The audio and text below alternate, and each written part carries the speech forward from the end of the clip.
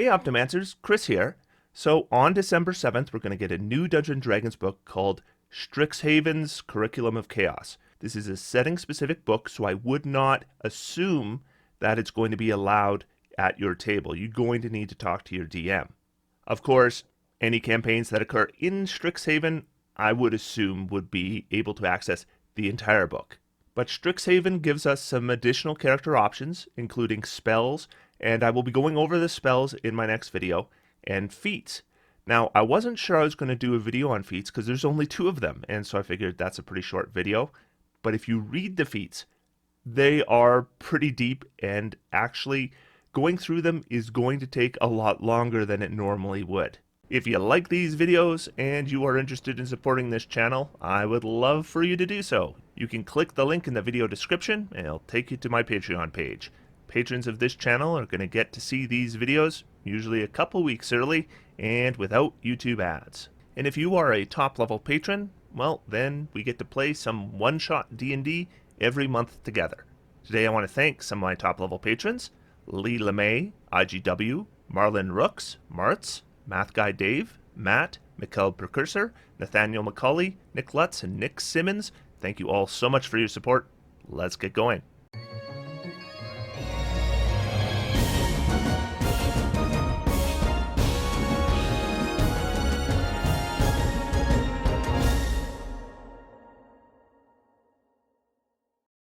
Our first new feat is called Strixhaven Initiate. You have studied some magical theory and have learned a few spells associated with Strixhaven University.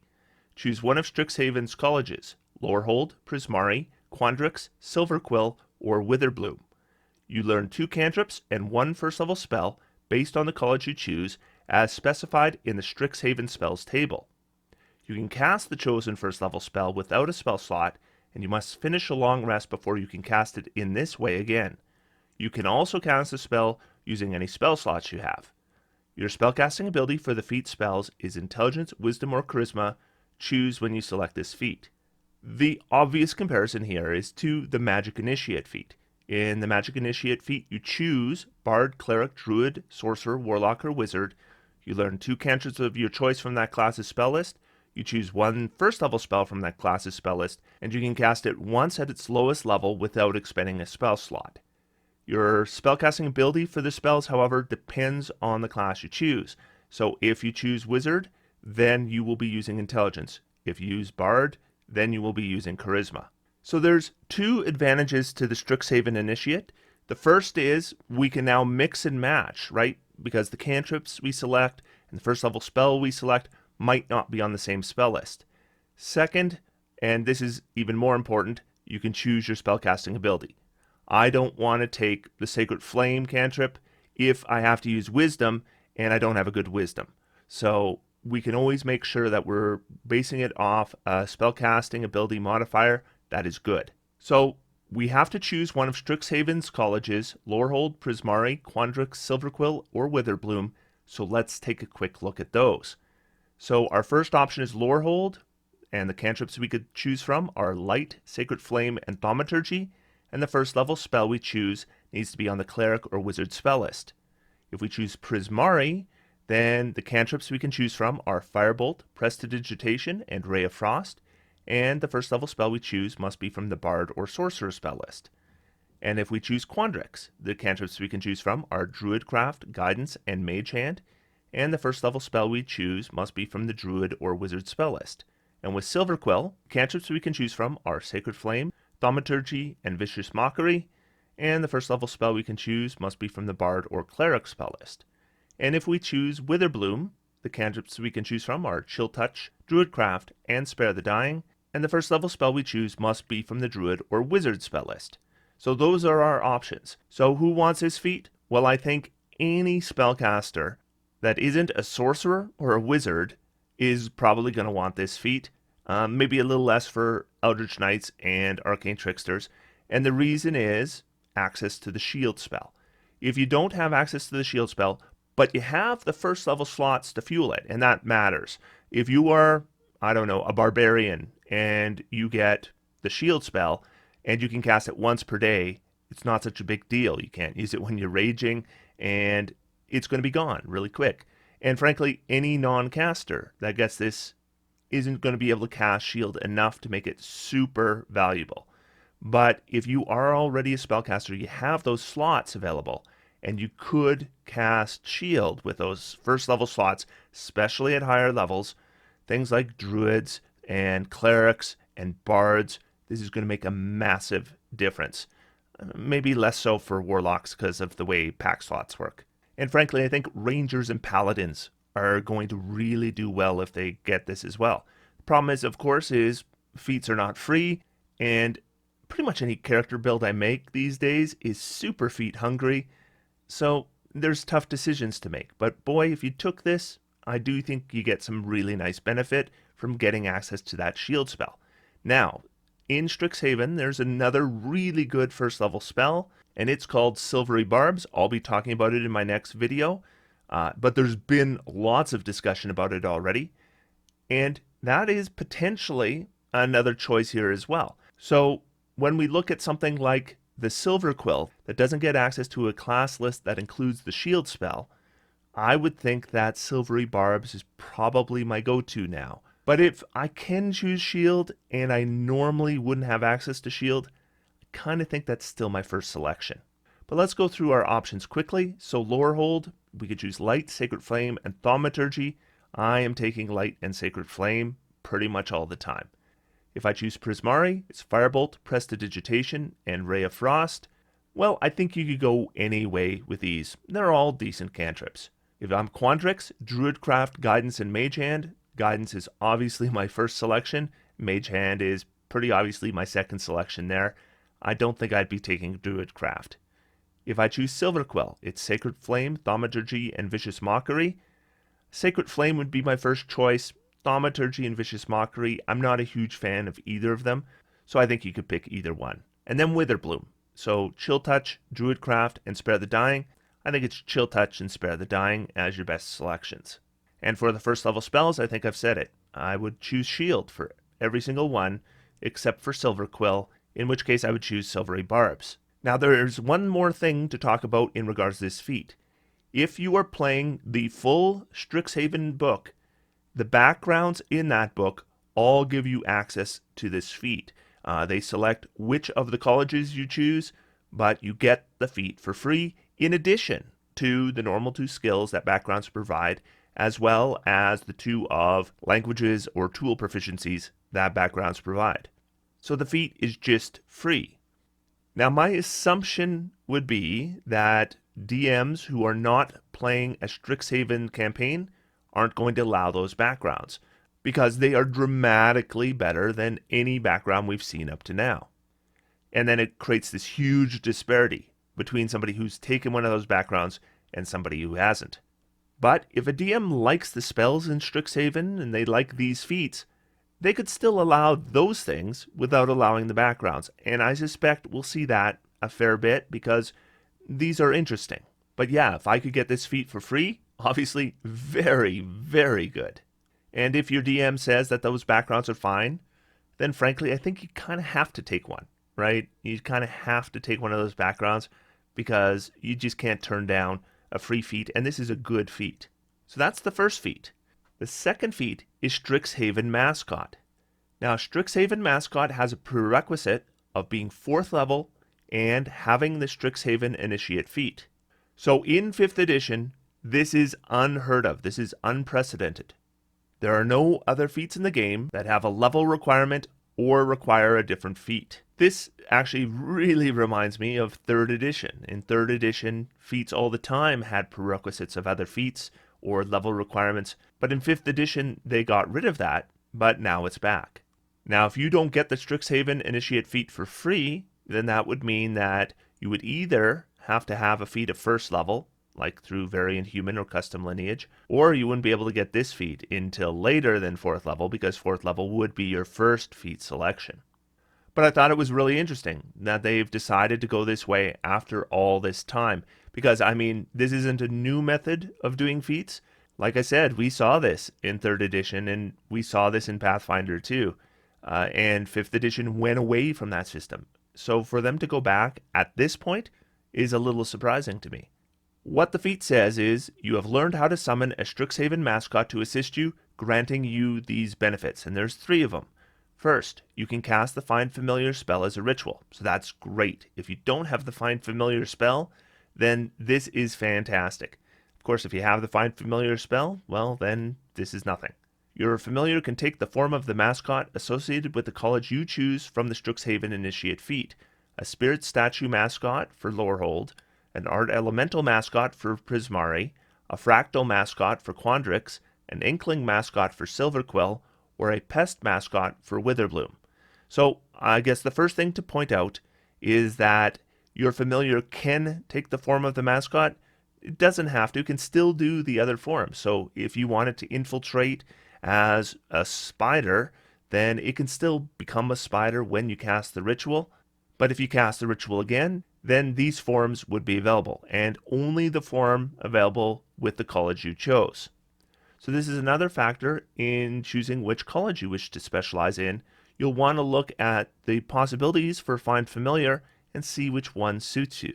Now, one interesting thing is, if you are a warlock and you have Chain Pact, you already have Find Familiar, and your Find Familiar can already take some pretty interesting forms. So you're going to have to choose, because you can't have 2 familiars. So you're either going to have that familiar take the warlock forms like Imp, Quasit, or Pseudo Dragon, or the form listed here for your college specialty. The second benefit is, when you take the attack action on your turn, you can forego 1 attack to allow your mascot familiar to make 1 attack of its own with its reaction. Now, I'm looking at what these familiars do, and I don't see that ever being a good choice. These familiars don't have strong attacks, and they have a low chance to hit. So I'm not sure why we're taking the attack action on our turn and choosing to have the familiar attack instead. And the third benefit, if your familiar is within 60 feet of you, you can teleport as an action, swapping places with the familiar. If your destination space is too small for you to occupy, the teleportation fails and is wasted. Once you teleport in this way, you can't do so again until you finish a long rest, unless you expand a spell slot of 2nd level or higher to do it again. Teleporting can be extremely useful, but the thing I'm going to note here is that this does not require line of sight.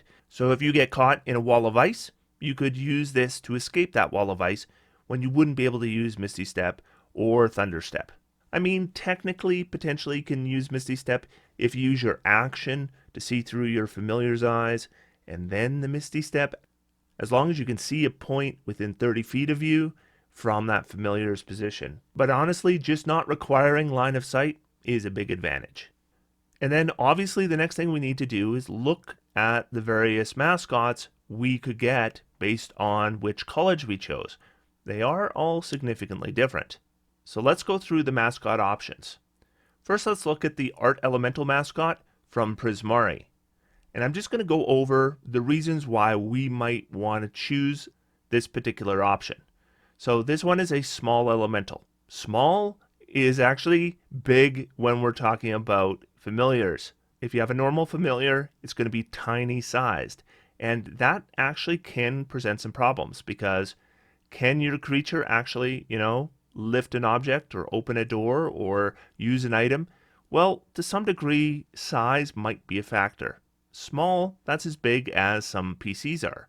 Second thing, 18 hit points. That's really high for a familiar. We also get some damage resistances to cold and fire. Those aren't totally uncommon. In fact, with fire resistance here and 18 hit points, I would expect this creature to survive a fireball even if it fails a saving throw. Damage immunity to poison, and condition immunities to being poisoned. Now it gets a feature called Death Burst, which is a 5-foot radius save or blind should the familiar die. But I think I need to mention here that by rules as written, familiars dying shouldn't normally happen at all, because according to the Find Familiar spell, if a familiar reaches 0 hit points, it doesn't die. It just disappears until you cast a spell again, in which case it reappears. So the familiar, when it reaches 0 hit points, isn't actually dying. Now, there's ways you could kill a familiar. So let's say you had a Lich and they decide to expend their 9th level spell slot, killing your familiar with power word kill, well, that would succeed in killing the familiar, and then you would get this death burst that is a 5-foot radius save or blind. In other words, I don't think this would ever happen by the rules as written. Now, a DM might just say, if your familiar drops to 0 hit points, you get the death burst. But I'm just pointing out that as the rules are written, this shouldn't ever happen. There are attack options, and you'll see why I said it's probably not worth you giving up attacks to do this. So they can do a Joyful Flare attack. It's a melee attack, +3 to hit for 2d4 +1 fire damage. Not a good to hit roll, 6 points of damage. And then the Melancholic Bolt. This is a ranged attack with a range of 30 feet. Again, +3 to hit, 2d4 +1, but this time it's cold damage. Again, this isn't worth giving up an attack for. And then they get another feature called Captivating Artistry, once per day. 30-foot single target charm effect. They make a DC 12 charisma saving throw or they're charmed for a minute, getting a new saving throw at the end of each of their turns. And I think it's important to point out that these kinds of features where there's no attack roll are not considered an attack. So, Captivating Artistry can absolutely be used without you sacrificing any of your actions or attacks on your turn. The familiar can simply choose to do this on their turn. Now, one 30-foot single charm effect for DC 12, it's not a big deal, but you know what, familiars have some pretty limited options, so this gives them another option. Next, we have the Fractal Mascot. This one's available through Quandrix. Hit points, 27, so really high for a familiar. There's a damage immunity to poison and condition immunity to being poisoned. This has the relative density feature, so it can move through creatures and objects as if difficult terrain, and it takes a d10 force damage if it ends its turn in an object. I'll note that it doesn't say it's shunted. A lot of these kinds of features say they're shunted out of that object if they end their turn in it, in addition to taking the damage. In this one, it sounds like they remain in the object, they just take that damage. And with 27 hit points, they can probably take that damage a few times. Now this means this can move through walls. And remember, we can teleport and switch places with our familiar. So this could allow us to teleport through walls, normally something that would require a 4th level spell slot. Its Quantum Strike attack, +3 to hit, which is terrible, for d4 +1 force damage, also terrible. And I'll note it says 2d4 +1 if medium size or bigger. We'll talk about that right away, but I just want to say 2d4 +1 is still terrible damage. Okay, so these bonus actions this thing gets are really interesting. So it has Augment. The fractal size increases by 1 category, and when it does so, it makes strength checks and strength saves with advantage.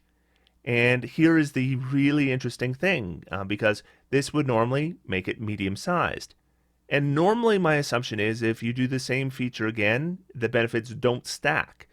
But it does read, the fractal can become no larger than huge via this bonus action, which implies stacking is possible. So a familiar could use a bonus action to become medium, then another bonus action to become large, then another bonus action and become huge. Huge is 9 squares on the battle map.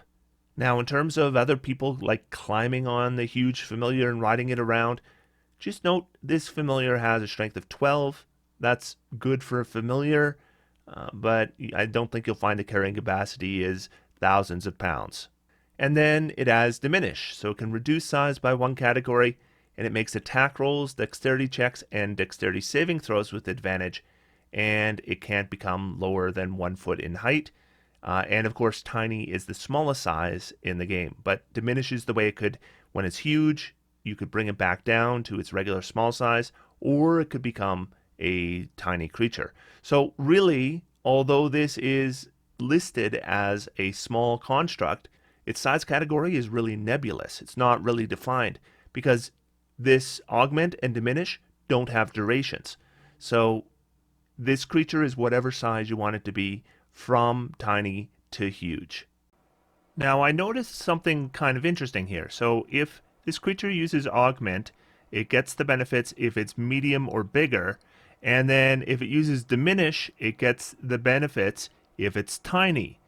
So Actually, if it's its natural size, which is small, that's actually the only size where it doesn't get any benefits. So it seems to me that small is the one size it probably shouldn't be. Not that these benefits are going to make a big deal, but it just kind of was interesting for me to note that it has a natural size, and that's actually mechanically the worst size for it to be. Now, I should say if you are in a combat and you make your familiar huge, I think it's very likely it's going to become a target of enemy attacks, and with 27 hit points, it ain't lasting long. 27 hit points is great for familiar, but it does not make a tank at all. It's going to die really fast if your enemies choose to finish it off. Before we move on from the Fractal Mascot, I just want to say this one's my favorite.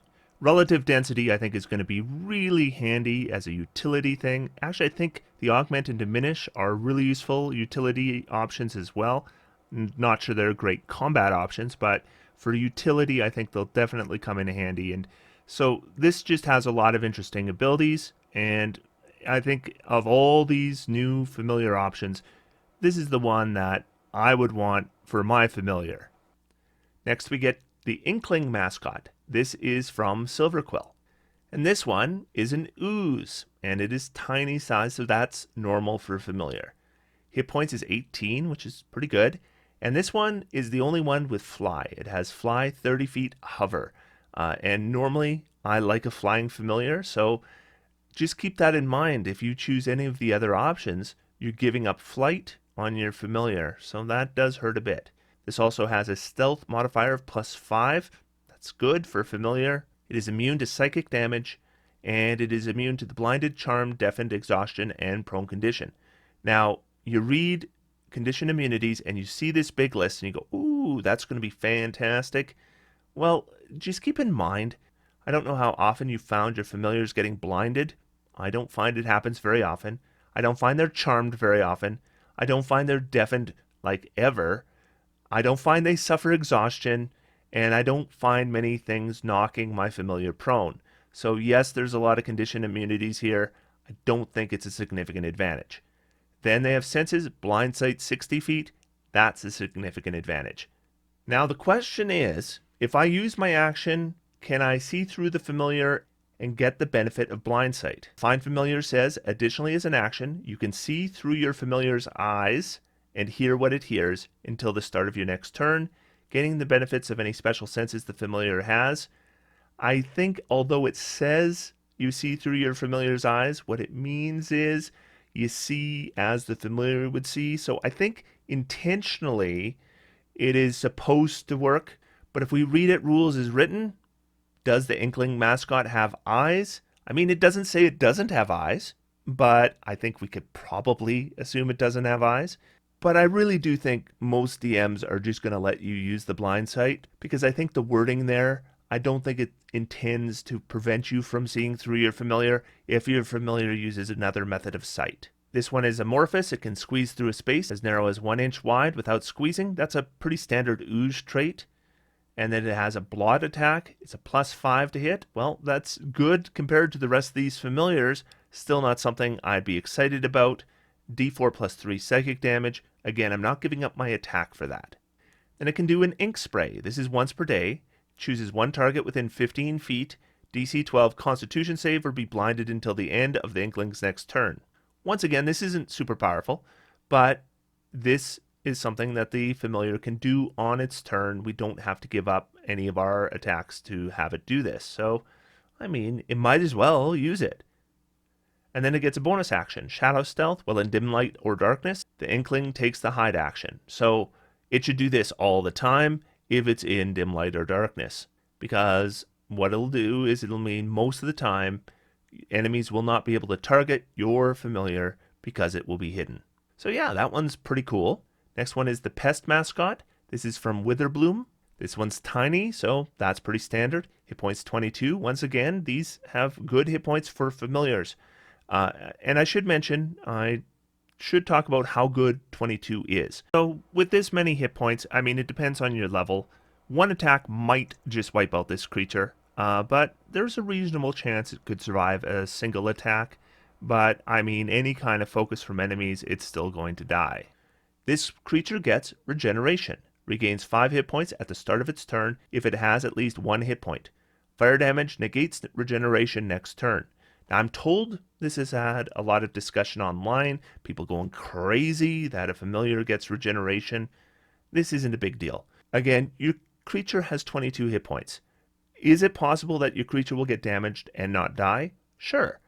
But you know what? It's also quite likely that your creature will just die, and then the regeneration doesn't take effect. If the enemies want to kill your familiar, they will succeed, and regeneration isn't going to help at all. It'll likely not come up.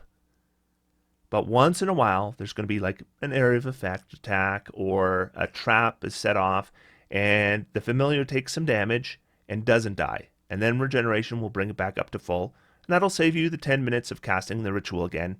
And that's it. That's all it does. It's not saving you any spell slots. It's not turning this thing into a tank at all. I mean, there are things you can do to boost hit points, but you will never get a familiar to decent hit points or a decent armor class. Just not going to happen. And if you give your creature temporary hit points, just note regeneration doesn't work on temporary hit points. So yeah, you know, it's okay feature for a familiar, but it's really not a big deal.